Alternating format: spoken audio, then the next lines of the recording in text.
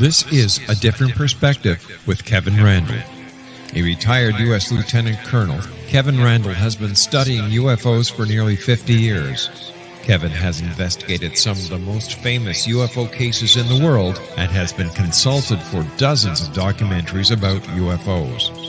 Considered one of the leading experts into the Roswell UFO crash of 1947, Kevin has written more than 25 books about UFOs, including the recently published Roswell in the 21st Century.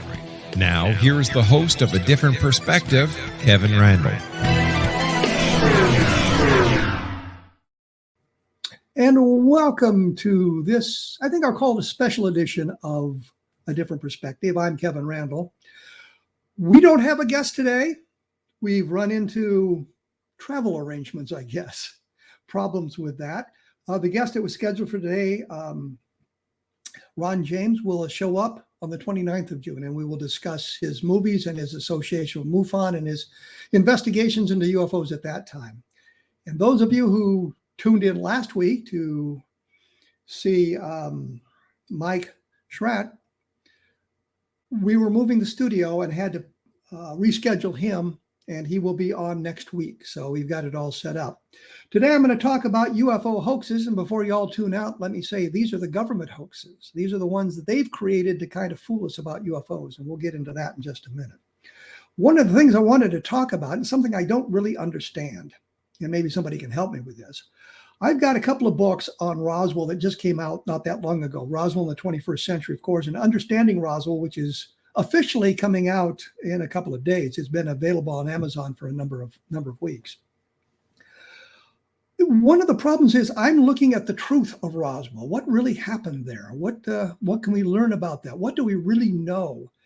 And it gets buried behind some of the sensational books. And I think of things like Philip Corso's book, The Day After Roswell, in which he basically made up everything. Has no relevance to what happened at Roswell. It plugs him into part of the scenario when he was stationed at Fort Riley, Kansas in 1947, and how the convoy from Roswell to Wright Field carrying the alien bodies stopped for what we'd call a remain overnight, a run in Fort Riley. And he had an opportunity to basically break into the top secret area where the materials were stored, look into a crate and see an alien body. This makes no sense to me because in Army aviation, we usually treated the aircraft as vehicles. I mean, trucks. In Vietnam, if we wanted to go somewhere, and I was in an aviation unit, we didn't get into a convoy with trucks and jeeps and all that. We took a helicopter. Didn't matter what we were going to do. We just took a helicopter because it was that much easier. Roswell, of course, had all kinds of aviation assets. If you're going to move the bodies from one location to another, you don't put them on a truck. You put them on an airplane. And they had both cargo planes and B-29s, which you could use to Bombay to carry materials. So his story about seeing the body at Roswell didn't make any sense. And yet people are enamored by that book. I look at our job, my job, in investigating the Roswell cases. Here's the truth. Here's what we know. Remember reading not that long ago about a fellow who was on the flight line in Roswell, 1947, a mechanic, a low-ranking mechanic. And he said he had access to all aspects of the flight line. And I'm thinking, no, I was an intelligence officer in an Air Force unit. I didn't even have all access to the flight line. I could get on the flight line. I could go to specific areas that related to my job, but I didn't have access to the entire thing. The only people who would have had that kind of access were the commander, the deputy commander, the operations officer.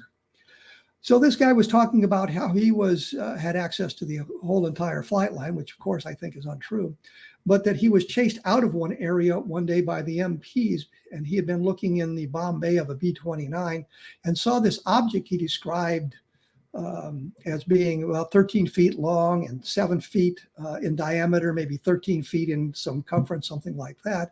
You know, a big bulbous nose that tapered down to the tail fins. And he thought this might have been some kind of a probe, a rescue craft, an escape pod for the UFO at Roswell. But this happened in November of 1947, I should say. And the clue here was it was a silver plate B-29. And those of you who've studied your history, and I know there's a lot of you out there, You know that the silver plate B-29s had been especially modified to carry the atomic bombs. And when you look at what the atomic bomb looked like in 1947, and remember, in 1947, the size and shape of the atomic bomb was classified information. It was basically an Mk3 atomic bomb, which is mimicked Fat Man that was dropped in Japan at the end of the Second World War. And what he described was basically I guess you'd say, a life-size mock-up of an atomic bomb. It wasn't an escape pod. And yet you read about it in some of the UFO literature about how this escape pod had been stored in Roswell for months on end, I suppose.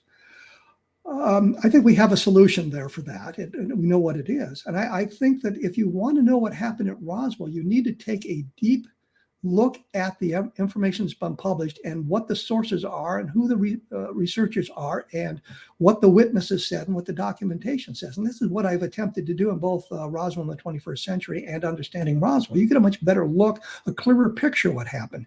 In Understanding Roswell, for example, I have biographies of the top officers there, which I don't think anybody has done to this point. So you understand who they are and what their thinking was and what happened to them during their military careers and how they got associated with all of this sort of thing. So I think if you want to look at the Roswell case, you need to take a look at that. But what I wanted to do today is talk about the UFO hoaxes that the government has perpetuated on those of us who study this.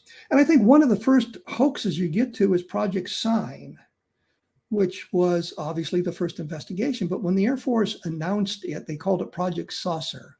Most of the material was classified, at least confidential, maybe as high as secret. And Sign existed until the ETOS, which is the estimated estimate of, boy, I can't remember. I'm becoming Biden here. What can I tell you? Estimate of the situation. I don't know why I stumbled on that. Anyway, it was a document created by Air Force officers at Project Sign who were then stationed at Wright-Patterson Air Force Base at the time, Wright Field. And what they determined was that the UFOs were interplanetary. They weren't thinking in terms of interstellar. They were thinking of in terms of interplanetary because they understood the distances. It went up to the Chief of Staff of the Air Force who looked at it and says, you don't have it. You don't have the information here. You cannot prove this case. You don't have quite enough. And at that point, Sign degenerated into a debunking thing. And in 1947 or 1948, 49, they did a final report on Project Sign, which was classified at the time. But they said, here's our final report. We've completed the investigation, and that's it. That was a lie. It was a hoax. They didn't complete their investigation. They completed a part of it. They renamed the project Grudge and continued to march. Did the same thing in 1951. Said that Grudge was closed. We've investigated. We couldn't find anything there, and it's closed. But it became Project Blue Book, and Ed Ruppelt was the man in charge of it at that time. But this was at Wright-Patterson Air Force Base in Dayton, Ohio. So what we need to do is take a look at all of that sort of thing and see that kind of the Air Force hoaxes, the government hoaxes at that time was talking about what it was said in the these reports and how they issued the reports and how their conclusions were drawn. And we can see the manipulation of the data there. And it was designed specifically to convince people who were not on the inside that there was nothing to the UFOs. We move on from that in July of 1952. There was a whole bunch of UFO sightings throughout the United States. In fact, Project Blue Book gathered 1,500 sighting reports in 1952, and of those, 303 were unidentified. This is the largest number of reports they received in a single year and the largest number of unidentified they received in a single year. The outgrowth of this was the sightings in Washington, D.C., which called the Washington Nationals, with airline pilots seeing the UFOs, fighters intercepting them. They're seen on radar. There's all kinds of that kind of information going on, and the president was involved. The outgrowth of that was something called the Robertson Panel. Robertson was a highly thought of scientist in the 1950s, and he chaired this investigation into the UFOs. And I think this is one of the very first obvious government hoaxes. What happened is over the course of 5 days, Robertson and his hand-picked panel, all of them suggesting that UFOs were not extraterrestrial, that there was no spaceships involved, they were something mundane. They all had that attitude, and some of them were rabidly anti-saucer, anti-UFO. They investigated this for 5 days. They watched the movies, the Montana movie, which we've discussed here before, the Tremonton movie, which was taken by an naval officer in 1952, watched all of that, decided that they were explainable in various ways. And after the final meeting on Friday afternoon, they all dispersed. The next morning, Robertson shows up and he's got a draft of the final report. Somehow between the end of the meetings, which broke up at 5 or 6 or 7 o'clock at night, and the next morning, he's already got the final draft written, and it's signed by 2 of the project members. This tells us that that draft was written before they concluded their investigation. And I bring this up simply because what the government had done there, or what Robertson had done there, was create a document to suggest that there was nothing to this, there's no good evidence for it. We needed to get away from the mystery of UFOs. We need to debunk the UFOs, which I guess the term debunker comes from. And that teachers should not allow students to do reports on flying saucers. Students should not be allowed to do book reports on books written about UFOs. It's to take the mystery out of UFOs so we can stop talking about it. This was the first great UFO hoax by the government to stymie research into UFOs and interest in UFOs, thinking that they would all go away. When we come back here in just a moment, I'm going to talk a little bit more about this and some of the other things the government did to control the data, and some other projects that turned out to be more or less government hoaxes and UFOs. I will be back right after this, so please stick around. And I'm back. Isolated, I might say, by myself. I wonder if it has something to do with my topics today. Anyhow, I'm all alone here talking about UFOs and government hoaxes. And when we went away, I was talking about the Washington Nationals. And these are important because we see part of the attempts to manipulate the information. The government decided that the Washington National sightings were the result of temperature inversions, which means there was a layer of warm air over a layer of cold air, and it reflected radar rays.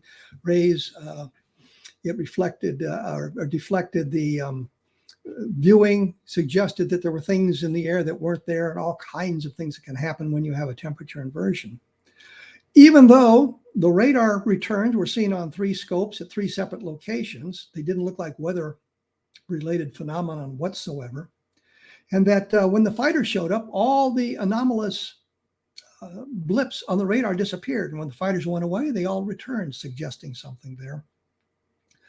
Level land also kind of reflects this government deceit.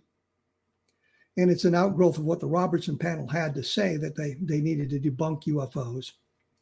And what happened there was they determined that these sightings, and of course, I've mentioned this before, my book on Level Land goes into great detail into the witnesses and who did what and who saw what and where it was.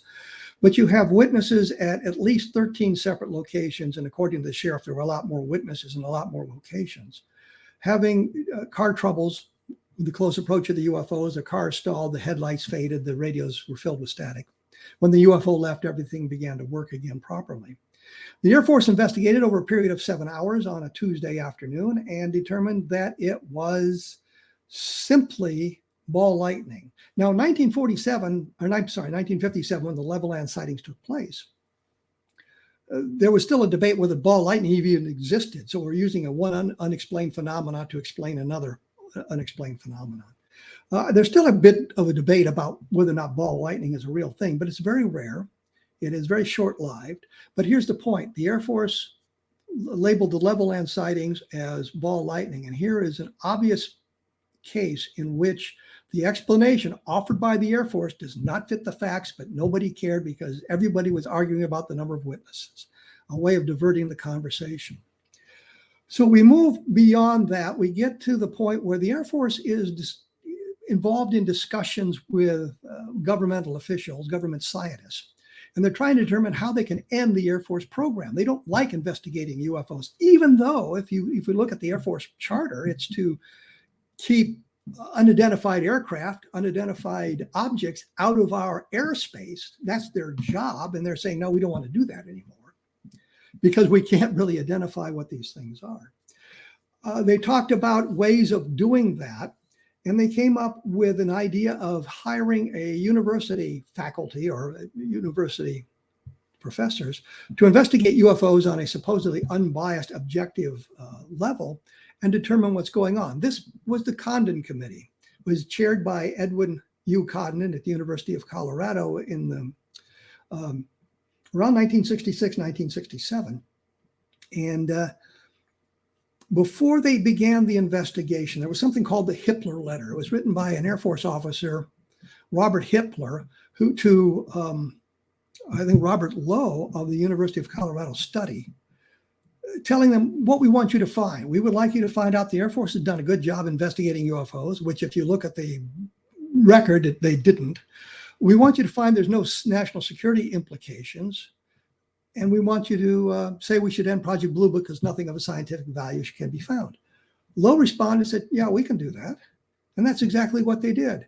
Before the investigation even began, the conclusions were written and they reached those same conclusions. When it was done in 1969, they came out and they said, you know, we've looked at this, we've studied the documentation, and we've decided there's nothing to UFOs. Even though they explained one of the cases as a phenomenon so rare, natural phenomenon so rare it had never been seen before or since, which I think would be something you want to study, they said, no, there's nothing to it, so we're not going to continue the study of UFOs. And their conclusions were exactly what Hippler and Lowe had agreed to years earlier. There was no national security implications, even though they ran into the national security implications in the Belt, Montana, Malmstrom Air Force Base sightings that we've talked about in the past, that there was a national security implication. And when the scientists for the Condon Committee arrived at Malmstrom Air Force Base talking to the UFO officer there, they talked about the sightings that had been going on in the Belt, Montana area. And then the scientists asked something about the missile silos that had been shut down. And the UFO officer was stunned that they would know about it. So I can't tell you about that. It's national security. They ran into national security and they said there's no national security implications. Well, clearly there were. And finally, they said that nothing could be learned by studying UFOs.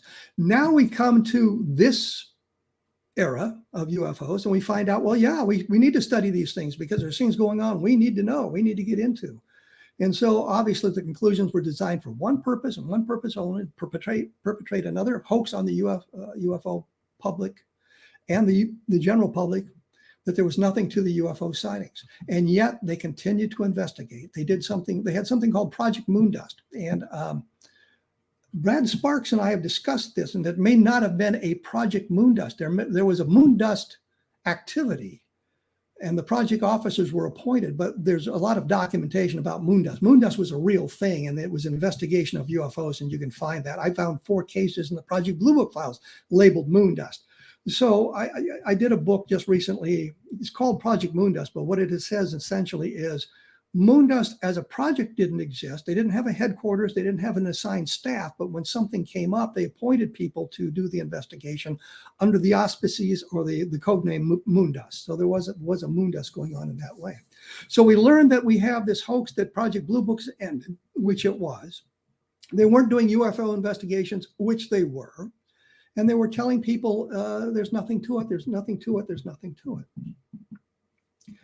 We see some of that in a special that was done in the late 1950s on CBS television with Donald Kehoe of NICAP, the civilian UFO researcher in the United States Air Force. CBS News agreed with the Air Force on how it was going to be run. So then when Kehoe went off script to talk about UFO sightings, they cut his mic because the Air Force wanted it done that way. So you get a picture of the UFO phenomenon that was not exactly correct or accurate. The Air Force was manipulating the data. So, it kind of fits into this whole thing, sort of the deep state in control of UFOs. So we've kind of talked about the Condon Committee here and what they what they did and how they investigated it. Condon, in fact, was at, I think it was Corning, New York, talking to a group of scientists and engineers there 18 months before the project ended. And he told them, and it's recorded in the newspapers, he told them, you know, I'm not supposed to come to these conclusions for another 18 months, but there's nothing to this. So we've got sufficient documentation to show how this hoax of the Condon Committee was perpetuated and how it was perpetrated on the public. The other thing we see now, we have 50 years of scientists saying, well, there's nothing to UFOs, because scientists looked at it and they couldn't find any evidence. But you look at the Condon Committee investigations, something like 30% of the sightings were unexplained. They didn't investigate Levelland, which was only 10 years old at the time, and most of the witnesses were still alive, and they could have talked to them. They said, well, we couldn't find the cars, which of course they could have if they really wanted to. But they made these excuses to avoid the cases that would be somewhat controversial. And yet they still couldn't explain all of them. The McMinnville photographs, and we've shown those here several times, were unexplained at the time of the Condon Committee. And if you look at those photographs, there's only two explanations. It's either an alien spacecraft or it's a hoax. And there's no evidence that has been presented, that good evidence that it's a hoax. There's some manipulated evidence suggesting that, but there's really no good evidence for that. So you've got those photographs that have been overlooked. But I think that you see how the investigations through the end of Project Blue Book and then into the 70s, 80s, and 90s were manipulated so that there was nothing positive being said by the government about UFOs. It was those of us who believed in UFOs were engaged in conspiracy theories. We're conspiracy theorists. And that's a good catch-all to belittle and dismiss an argument you don't want to deal with. Well, I can't deal with the evidence, so I'm just going to be dismissive of the people involved in the discussion. Well, you know, they're just a bunch of UFO nuts. Doesn't matter what their credentials are. And you take a look at some of the people who have studied UFOs, they're highly credentialed individuals. They're very good at what they do. They're very good scientists. And yet we're going to belittle them because they looked at UFOs. And we also see a manipulation of the scientific community to keep them from studying UFOs. They don't want to get involved with it because it looks bad on the resume. Then they can be ridiculed that way, and their jobs become endangered in that way. I did interview James Van Allen, and when I interviewed him, he didn't mind talking about UFOs. He figured he was so well entrenched in the scientific community, they weren't going to really be able to do anything to them. And he was very candid in his interest in the UFOs, and his ideas on how to improve the investigations. And one of the things that you have to go into it as looking at it in a dispassionate way. Don't get caught up in a bias. I have to prove it's a UFO, a flying saucer, an alien spacecraft, or I have to debunk it in some fashion. Don't get caught up in that sort of thing. So what we look at with the Condon Committee and the other scientific studies, they've all concluded the phenomenon, the investigations, the way the Air Force wanted them concluded, but they haven't really explained anything. When they get done, the Air Force said, well, we had 702 sightings we couldn't identify out of the 12,000 we investigated. But the problem is, and I did a quick survey of this, but 4,000 to 5,000 of the investigations were labeled insufficient data for scientific analysis. That means there's no explanation for it. It just kept out of the scientific category, or out of the unidentified category. And if you look at some of the explanations, you realize that 45 to 50% of the sightings were unidentified. And I think that's something important. When we come back here in just a moment, we're going to talk about the UAPs, which I now think of as UFOs. So we will be back right after this, so please stick around. And I am back, once again, still alone, still isolated, but still talking. When we went away, I mentioned the latest in UFO investigations, where we are going with this. And this is started with the release of the Nimitz videos, the what was it, the gimbaled and the fast walker and whatever the heck it was off the USS Nimitz. And that the Navy admitted that these were actual cockpit videos from their fighters, which many took to believe the Navy saying, yes, they're real UFOs, they're real alien spacecraft. And what they were saying, no, it's video that was captured by our fighter planes. We don't know what it is. But it inspired an awful lot of interest, which was kind of funny when it happened. And I thought because it had come out and the response by the Navy and the response by the news media, we were moving toward disclosure, which means the government's going to come out and say, yes, this is what we know about UFOs, but we know about flying saucers. I think in today's environment, we're moving away from disclosure and they're doing everything they can to hide this information, but that's just my opinion. We look at it from the point of view of the requirement passed by the Congress saying that the military, the DOD, had 180 days, 6 months to come up with a report, and that report was going to be due in June of 2021. And it was, I think it's tasked to the Director of National Intelligence. And I think what happened was the Director of National Intelligence and his pals there in the Intelligence Committee thought nothing was going to happen of it, and they didn't do anything with it. And suddenly, as the time limit began to expire, as we moved closer to June of 2021, and the interest in the media picked up, and the interest in the UFO community was certainly already there, they realized they had to do something and threw something together really quick. And that was their C- high school report, where they admitted they had 144 incidents, but they didn't tell us what that, or 144 reports, didn't tell us what that meant. Didn't know if it was 144 incidents or say 15 reports or 144 reports of 15 incidents or exactly what it was. We don't know anything about that sort of thing. And so when they said, we explained all, but we explained only one of them, people thought that was important. And they were given 90 days to come up with a secondary report, which they never did. We never saw the secondary report. So we looked at all of that stuff and we realized that a lot of it was eyewash, as we used to call the military. They were just throwing something together to please people and hoping it would go away, and it didn't really go away. And it ended up with another congressional mandate to create an office to investigate UFOs.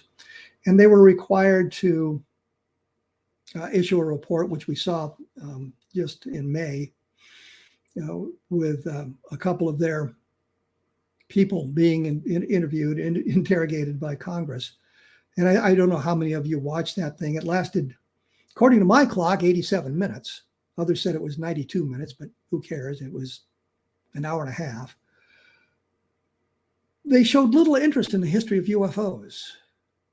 And this was kind of stunning because a number of these UFO incidents we've talked about in the past were a matter of national security. And during the discussion, the DOD representatives all suggested that they were looking at it as a matter of national security.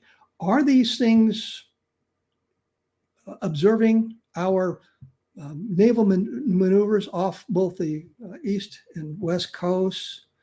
Are they exhibiting capabilities that outstrip anything that we have?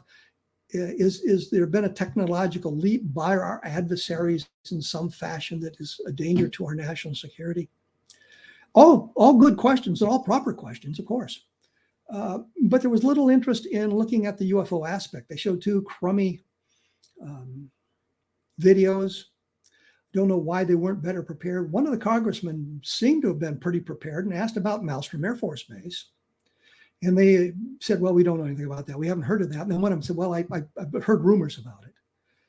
But the point is, they were talking about national security. And I would think one of the things they would do is look back at the history and see if national security was impacted by any of this sort of activity. And they didn't bother to do that.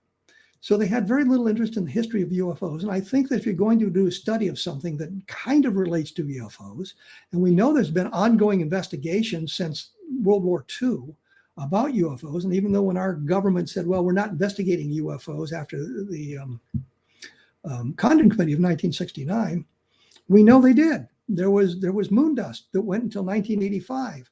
We know it went there because it was talked about in various aspects, and we had documentation about it. And when Cliff Stone had, I think it was Senator Jeff Bingaman, query the Air Force about it, they said there's no such project. When the document was presented to them, I said, well, yeah, there was that kind of thing going on, but we never used it. we could prove that was untrue too. So, I mean, here's another bunch of hoaxes that the government had perpetrated on us.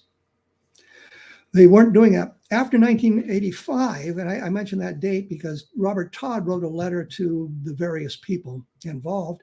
And he wanted to know what the new code name was, what the new code word was. And the response was, we can't tell you that. The code word is unreleasable. It is classified, which tells you there was another project. We just don't know what it's called, but there was another project that transcended 1985. And then we come to 2004, and we end up with the Navy stuff going on, and the naval investigations on. So we know that that's all untrue. So when we're done with that, I was wondering what the congressional investigation was going to do, and I wondered what the DOD was going to do in their investigation. And it seemed to me they're going to restrict it to just military sightings, not just pilots, but military sightings, people they can control because they're in the military and they have to work under the Uniform Code of Military Justice and the various regulations that affect their work. They're going to probably ignore a lot of the UFO sightings that would be very good. Sure, there's an awful lot of nonsense going out there, and I've joked with people about that. I think Leslie Keene was talking about it being 90 to 95% of the UFO sightings are mundane. I think it's closer to 99%, but it really doesn't matter because it only takes one. That sort of thing. But we don't get a real feel for where the investigation is going. I think it's going to turn into another bureaucratic nightmare, and somebody's going to decide that it's just not worth the effort, and we're going to end up with the same thing we've had since 1947 in the investigation of UFOs. But one of the other great hoax, the great UFO hoax that I'm going to get to right now is the 1995 Air Force investigation into the Roswell crash. And I'm going to attack it from one very specific point, and that's Project Mogul. The Air Force looked at possible explanations for what fell at Roswell. They're going to talk about it not being an aircraft accident. It's not a nuclear accident. It's not a rocket accident. It's nothing like that. All things that we had already said, they confirmed it for us. What they came up with was Project Mogul, and they would say that Project Mogul was a highly classified balloon project run out of Alamogordo, and this is what fell on the Brazel Ranch, and this is what Brazel found. This is what he saw. They're going to tell you, and I think the skeptics have jumped on this bandwagon as well. They're going to say, well, these arrays were just huge. They were 600 feet long. They contained Ray-Win radar targets, which are these metallic foil things. And there's 3 of them on flight number 2 that you see here outlined in the Air Force report of what it looked like and how the array was arranged and what all was going on there. And this was what Mac Brazel found. And because it was this long involved array, Brazel couldn't identify it. And so he goes into the sheriff's office in Roswell, and I've always wondered why he went to Roswell instead of one of the other sheriff's offices. Might have been a little bit closer, but the Lincoln County Sheriff as opposed to the Chaves County Sheriff, I should say. Anyway, he goes in there and shows it to Sheriff George Wilcox, talks to him about this thing. Wilcox calls the Air Force, and Jesse Marcel goes out there, and he goes out to the ranch with Sheridan Cabot, and they look at this thing. Their descriptions of what they saw out there, meaning the size of the array, and we have descriptions of what Marcel said, we have the descriptions of what Cabot said, and they disagree on it, how large it was and what it looked like and that sort of thing. According to Marcel, they spent the day out there looking for or cleaning up the debris as best they could. They didn't make a dent in it. They needed more people to come out and do that. He sent Cabot back earlier in the afternoon to report to Blanchard, and then he filled his car with as much debris as he could, and he drove on home, showed it to his family, and then went out to the out to the base and talked to Colonel Blanchard about it. So what we've learned here is we've got this project in Alamogordo. The Air Force is telling us it was highly classified, and that was why people didn't know what was going on. Turns out what was going on in New Mexico wasn't classified at all. The project name wasn't even classified because it appears in the unclassified diary of Albert Crary. Charles Moore, who worked on the project with Crary, said that they didn't know, it was so secret they didn't know the name of the project until years later. In the diary, Crary clearly mentions Mogul multiple times. So they knew what it was. So it wasn't that. The purpose of what was going on, what the purpose of Mogul was to spy on the Soviets. They wanted to put a constant level balloons in the atmosphere with microphones on it to listen for the detonation of an atomic blast. That's what the purpose of Mogul was. That was classified because it was a spy project. What they were doing in New Mexico was trying to create a constant level balloon. And there could be many reasons you'd want to be able to put balloons at a specific area in the atmosphere for all kinds of scientific purposes, not just spying, but research purposes. So that was what they were attempting to do there. When we look at this, we learn from the Air Force that it was flight number 4 that Brazel found. And when we come back in just a moment, you can see flight number 4 there. We're going to discuss this in a little bit more detail because there are some important aspects that have been overlooked in this whole thing as we study this. And I outline an awful lot of this in Understanding Roswell. So those of you who want to get more in depth into this, you can take a look at that. You can also get the government produced book, Fact versus Fiction in the New Mexican Desert, which was the report written by Colonel Richard Weaver, who's been on this program to talk about what he had seen and what he had done and how that project came together. So when we come back, we're going to take another look at these Mogul balloons and exactly how that fits into the project. So we will be back right after this, so please stick around. And I am back. We're going to recap for a moment here on Project Mogul. We have Mac Brazel, the farmer, the rancher out in the New Mexican high desert near Corona. And he finds this debris scattered in his field, so densely packed the sheep refuse to cross him. He takes it to the sheriff. He takes samples of it to the sheriff, and there's a key. He takes samples of it to the sheriff. Sheriff doesn't know exactly what it is. He calls out to the base, and Jesse Marcel shows up. Then Marcel can't identify it, so he and a counterintelligence aide, Sheridan Cavett, on orders from Blanchard, go out to the ranch to look at it. But here's the key. Samples of the debris had been taken to the sheriff's office. They would have known what it was because you see the description of this debris supposedly in the newspaper, and there's really nothing to it. He's got this bundle of sticks and metal foil type stuff that was maybe 5 feet long, that sort of thing. But clearly it was nothing extraterrestrial. There was no reason for them to go out there. And had it been a Mogul array, the rancher could have picked it up easily himself. So we look at the Air Force report. Well, let me before I get to the Air Force report, let me mention one other thing. Marcel supposedly takes some of the debris to General Ramey at the Fort Worth Army Airfield at the next higher headquarters, and we see pictures of this. There's 7 pictures of it that have been released that we know of, showing clearly the remains of a Ray-1 target and the envelope from a deteriorated weather balloon in his office. Marcel said that's not the stuff I found when he was interviewed about that later. But there's a couple of points that will be made momentarily. So when we look at flight number 2, which is that big long one that we saw earlier, we see there's Ray-1 targets on it. When they get to New Mexico, we see how long this array is. We see the Ray-1 targets, the 2 things at the top and one at the bottom of the third or the second column. We see the Ray-1 targets there. They're listed there. When we look at flight number 5, which was the first flight in New Mexico, this flight didn't take place in New Mexico. This took place on the East Coast. This is not an array that was ever flown on in New Mexico. When we look at flight number 5, which is the shorter array, they'd reduced the size by a third. And we look at that display, there's no Ray-1 targets on it.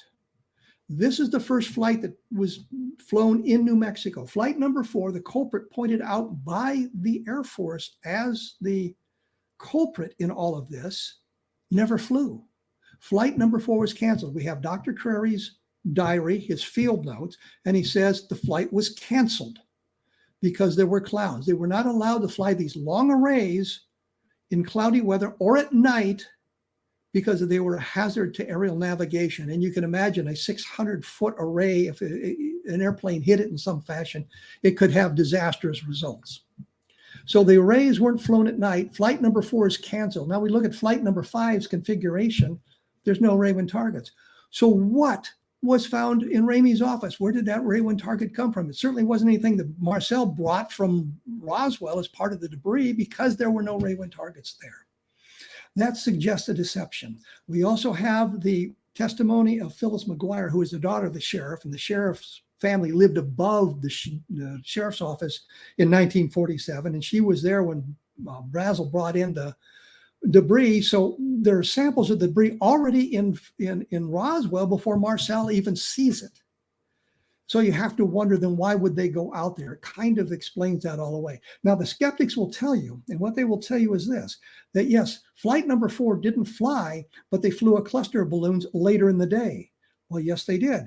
Charles Moore told me all about those. And again, in the documentation presented by the Air Force in their big, thick report, that if they couldn't launch the flight and the balloons were already filled, you can't put the helium back in the bottles from the balloons. So they created clusters of flights. And these are described as well as just a cluster of balloons. And usually what they did was fly it with a microphone, what they called a sonobuoy, which is well, basically it's a microphone is what it is. I was going to talk about submarine listening and sonar and all of that jazz, but you need to know that. Anyhow, it's a microphone. And what they would do is then detonate things on the ground to see if the microphone would pick up the sound of the detonations. So flight number 4 was canceled. They flew a cluster of balloons, and Charles Moore, the guy at Mogul, told me specifically what it was. They didn't have ray wind targets on those. Later on, he began to talk about how everything had ray wind targets on it because they needed that for the pictures in Ramey's office. But the real point here is, I think it's late in July when you get the first configuration that has any ray wind targets on it. They weren't using radar to track these balloons in New Mexico in the beginning. They were using telescopes and things like that, and they could track it almost all the way to Roswell. And the only reason they lost sight of the one that went by Roswell was that the balloons had come down lower in the atmosphere and the mountains intervened, so they couldn't see them anymore. They got within like 10 or 12 miles of Roswell before they lost sight of it. The other thing you have to know is Roswell was well aware of what was going on, the people at Roswell, because Crary, in fact, in his diary talks about how he had stopped in Roswell to get gas. They were driving military vehicles from the Alamogordo Army Airfield, and if they needed gas, and they had been out chasing a balloon that had come down near the Bottomless Lakes, which is a state park east of Roswell. And they were going back to Alamogordo, and they had to stop at Roswell to talk about it. Moore told me that they had actually gone to Roswell to ask for help in tracking their balloon arrays, and the people at Roswell, the officers, weren't having any of it because they didn't want to get involved with a bunch of nutty college boys tracking balloons. So they weren't involved, but they knew what was going on. And Moore himself talked about how he had to stop at Roswell once for gas, and they gave him all kinds of grief about it. And I don't understand that at all, but there seemed to be some animosity between Moore and the officers at Roswell. And this was kind of his way of getting back at them. So where we are on Mogul, the problem with Mogul is flight number 4, the named culprit, didn't fly. Clearly documented that. The skeptics will argue with me all day long. What we know is a cluster of balloons flew, but the cluster of balloons was not a full array. We know that flight number 5 was the first flight that was launched in New Mexico, and it's in the records as that. And it actually is the first successful flight in New Mexico because flight number 4 was canceled. I don't know why they didn't redesignate flight number 4. Why they redesignated flight number 4, flight number 5. I have no knowledge of why they would do that, but they did that, and they did it in the earlier balloon launches on the East Coast as well. They skipped a number like that. We know what the configurations were. We know the sequence of events. We know that Charles Moore manipulated the data to put flight number 4, which didn't fly, close to the Brazel Ranch, but the closest he could do it using the weather data, which much of which I supplied to him and he later denied, got it within 17 miles of the Brazel Ranch. Well, 17 miles doesn't do you any good. You have to put it on the ranch. The rancher himself said that he'd found weather observation devices on 2 other occasions, and this was nothing like those, but had it been Mogul, it would have been exactly like those. There was no discussion of a lot of strings or rope or twine or webbing to create this long or string of balloons or anything like that found with the debris.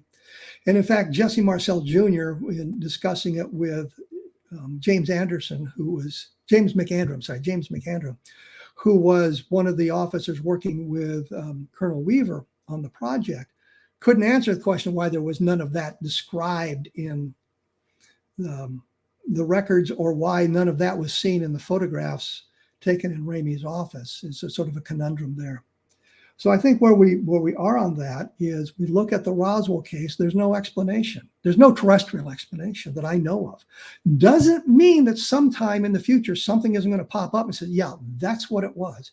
I can think of no classified project that would still need to be classified unless they did something heinous, like try to launch some people into space and it failed badly, and that's what they found. And they would keep that, but everybody involved in that is long gone, so that there would be really no repercussions for it, other than people pointing at the finger and saying, geez, why would you do something like that? But we have no explanation for what fell at Roswell. I think that's an important point to make. There is no explanation. Does that get us to the extraterrestrial immediately? No, it doesn't. It's suggestive of it, but it doesn't get us there. And we have to find something else. Is that sufficient evidence for some people to say, yeah, it was an alien spacecraft? Sure. There's a lot of people that say that. I lean in that direction, but I would like to see something more tangible. I would like to see the government documentation that relates to Roswell, that sort of thing. I mean, government documentation that hasn't been manipulated over the last 75 years, something like that. But we don't have that. What we have is a mystery. And I think that's where we are. And I think that if we're going to be honest about all of this, that's what we have to say. We're locked in with a mystery. We know something fell. Everybody agrees. It's just a question of what it was. I don't think they've explained it. I get the feeling that some of the skeptics aren't real happy with the explanation, but they've kind of forced themselves into it, and they're going to stick with that, because the alternative is, well, it's not explainable, and maybe it is an alien spacecraft. And I think that's where we're going on that.